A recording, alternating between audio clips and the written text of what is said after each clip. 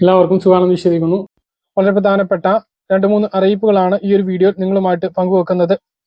സംസ്ഥാനത്ത് വിവിധ തരത്തിലുള്ള അരികൾ നമ്മൾ വാങ്ങി കഴിക്കുന്നുണ്ട്.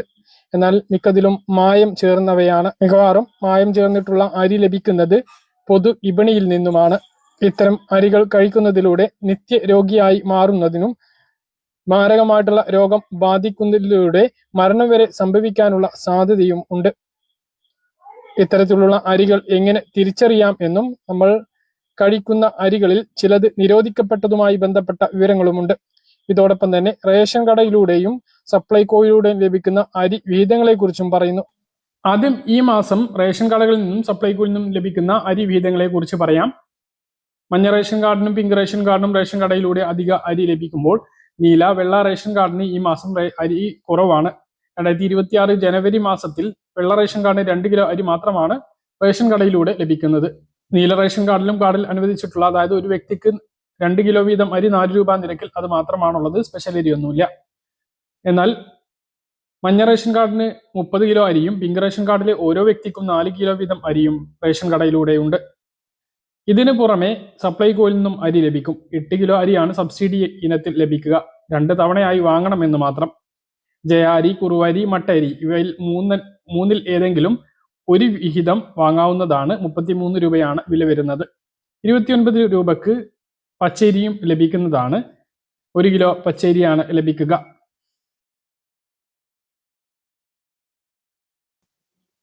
ഇതിന് പുറമെയാണ് 20 കിലോ അരി കിലോക്ക് 25 രൂപ നിരക്കിൽ ലഭിക്കുക. കഴിഞ്ഞ ഓണത്തിന് വിതരണം ചെയ്ത് തുടങ്ങിയത് ഇപ്പോഴും തുടരുകയാണ്. സപ്ലൈകോയിൽ സ്റ്റോക്ക് ഉണ്ട് എങ്കിൽ അത് വാങ്ങാവുന്നതാണ്. ഇതാണ് നമുക്ക് പൊതു വിതരണ കേന്ദ്രങ്ങളിൽ നിന്നും ലഭിക്കുന്ന അരി ഇനങ്ങൾ. എല്ലാ റേഷൻ കാർഡുള്ളവർക്കുമാണ് ഈ സപ്ലൈകോ അരി ലഭിക്കുന്നത്. അപ്പൊ ഈ മാസത്തെ ഈ വിഹിതങ്ങളെല്ലാം പോയി കൈപ്പറ്റണമെന്ന് ഓർമ്മിപ്പിക്കുന്നു. ഇനി അരിയിലെ മായവും അരി കഴിക്കുന്നതുമായി ബന്ധപ്പെട്ട് നമ്മൾ ശ്രദ്ധിക്കേണ്ട കാര്യങ്ങൾ, അരിയുടെ മായം തിരിച്ചറിയുന്നതുമായി ബന്ധപ്പെട്ടുള്ള കാര്യങ്ങളെല്ലാം പറയുന്നു. വിശദമായിട്ട് കേൾക്കുക. നമ്മളെല്ലാം ബിരിയാണി കഴിക്കുന്ന ആളുകളാണ്.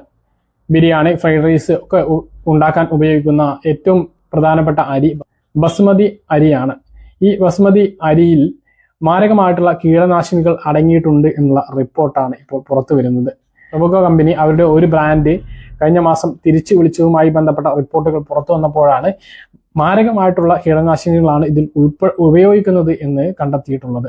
ഇത് വൃക്ക മാരകമായിട്ടുള്ള അസുഖങ്ങൾക്ക് കാരണമാകുന്ന കീടനാശിനികളാണ്. അതോടൊപ്പം തന്നെ നമ്മൾ കഴിക്കുന്ന സാധാരണ ചോറുണ്ടാക്കി കഴിക്കുന്ന വിവിധ ഇനം കമ്പനി അരികൾ അത് വ്യാജമായിട്ട് നിർമ്മിച്ച അങ്ങനെ ഒരു കമ്പനി തന്നെ ഉണ്ടാകില്ല.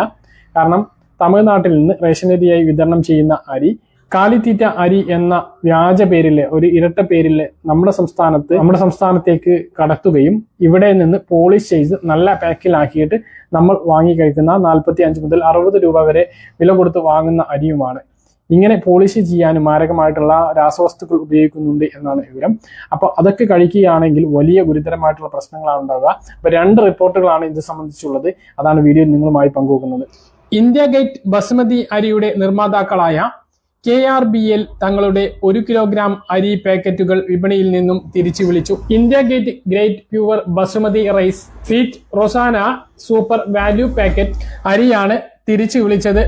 ഇതിൽ അനുവദനീയമായതിലും കൂടുതൽ കീടനാശിനിയുടെ അളവ് കണ്ടെത്തിയതിനെ തുടർന്നാണ് നടപടി.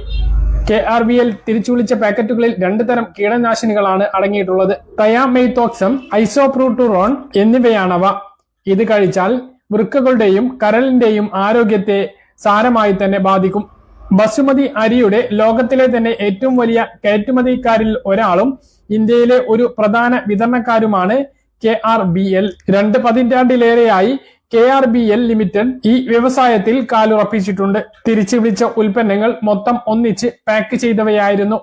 ഒറ്റ ബാച്ചാണ് എല്ലാം. മുന്നറിയിപ്പ് ലഭിച്ചപ്പോൾ തന്നെ തങ്ങളുടെ ബാച്ചിനെ തിരിച്ചറിയുകയും ഉടൻ തന്നെ അവ വിപണിയിൽ നിന്നും തിരിച്ചു വിളിക്കാൻ തീരുമാനിച്ചതായും KRBL വ്യക്തമാക്കിയിരുന്നു. അരി ഒരു കർഷക ഉൽപ്പന്നമായതിനാൽ കീടനാശിനി കാർഷിക തലത്തിലാണ് എന്നും KRBL പറഞ്ഞു. പാക്കിംഗ് സമയത്തും സംസ്കരണ സമയത്തും കീടനാശിനികളോ രാസവസ്തുക്കളോ തങ്ങൾ ഉപയോഗിക്കുന്നില്ല എന്നും കമ്പനി ഉപഭോക്താക്കൾക്ക് ഉറപ്പ് നൽകിയിട്ടുണ്ട്. സംഭവത്തെ തുടർന്ന് കമ്പനിയുടെ സ്റ്റോക്ക് 1.74% ഇടിഞ്ഞിരുന്നു. വളരെ പ്രധാനപ്പെട്ട ഒരു കാര്യമാണ്. കമ്പനിക്ക് ഉത്തരവാദിത്തം ഇല്ല, അവർ പിൻവലിച്ചു എന്നൊക്കെ പറഞ്ഞാലും വിപണിയിൽ നിരവധി ബസുമതി റൈസുകളുണ്ട്. വൃക്കയ്ക്കും കരളിനും സാരമായിട്ട് തന്നെ ഗുരുതരമായിട്ടുള്ള രോഗങ്ങൾക്ക് കാരണമാകുന്ന കീടനാശിനികളാണ് ഇവയിൽ ഉപയോഗിക്കുന്നത് എന്നുള്ളതാണ് ഇതിൽ നിന്നും വ്യക്തമാകുന്നത്.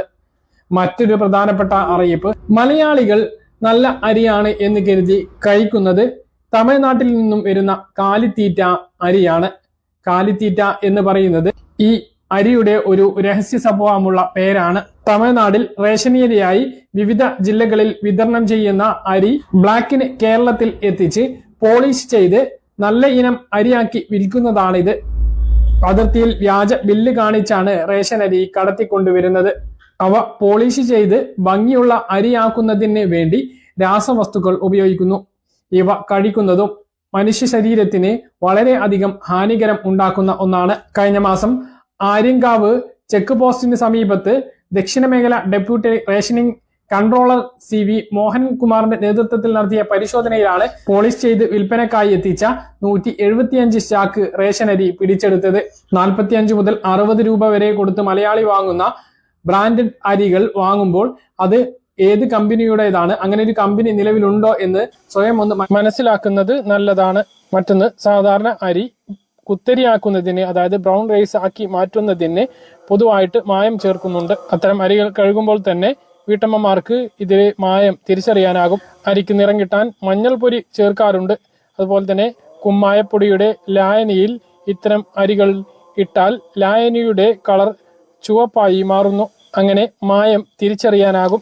അതുപോലെ ഈർപ്പമുള്ള കൈകൊണ്ട് അല്പം അരിയെടുത്ത് നന്നായിട്ട് തിരുമുകയാണ് എങ്കിൽ നിറം നഷ്ടപ്പെടുന്നതുണ്ട് എങ്കിൽ അതിൽ നിറം ചേർത്തതാണ് എന്ന് മനസ്സിലാക്കാം. അല്പം അരിയെടുത്ത് നാരങ്ങാനീര് ഒഴിച്ചാൽ ചുവപ്പ് നിറം കാണുന്നുണ്ട് എങ്കിലും അതിൽ നിറം ചേർത്ത അരിയാണ് എന്ന് മനസ്സിലാക്കുക. പച്ചരിയിൽ യൂറിയ കലർന്നിട്ടുണ്ടോ എന്ന് നോക്കുന്നതിന് വേണ്ടി 30 അരിമണികൾ ഒരു ഗ്ലാസ് വെള്ളത്തിൽ എടുത്ത ശേഷം 5 മില്ലി വെള്ളം ഒഴിച്ച് നല്ലവണ്ണം കുലുക്കി വെക്കുക.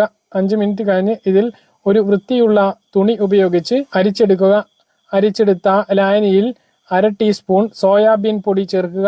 5 മിനിറ്റ് കഴിഞ്ഞ് ഒരു ചുവന്ന ലിറ്റ്മസ് പേപ്പർ ഇതിൽ മുക്കി വെക്കുക. അതിൽ നീല കളർ ഉണ്ടാകുകയാണ് എങ്കിൽ ആ അരി യൂറിയ ഉണ്ട് എന്ന് മനസ്സിലാക്കാം. മനസ്സിലാണെന്ന് കരുതുന്നു. ഇതുപോലെ ഇൻഫർമേഷൻ ലഭിക്കാൻ ചാനൽ സബ്സ്ക്രൈബ് ചെയ്യുക, ബെല്ലൈക്കൺ എനേബിൾ ചെയ്ത് നോക്കുക. മറ്റൊരു വീഡിയോ കാണാം. ബൈ.